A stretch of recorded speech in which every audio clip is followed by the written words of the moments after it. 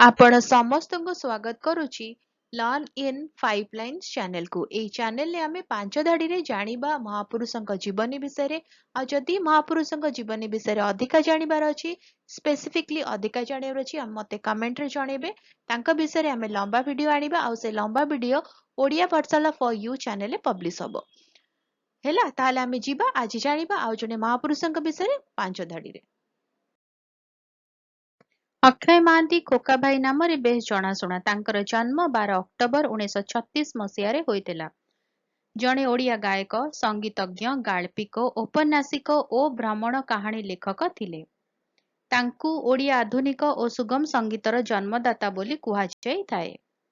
ସେ ଅନେକ ପୁରସ୍କାରରେ ସମ୍ମାନିତ, ଯଥା ଜୟଦେବ ପୁରସ୍କାର, ଉତ୍କଳ ଗୌରବ ସମ୍ମାନ, ପ୍ରଚ୍ଛଦ ସଙ୍ଗୀତ ପାଇଁ 7 ଗୋଟି ରାଜ୍ୟ ପୁରସ୍କାର।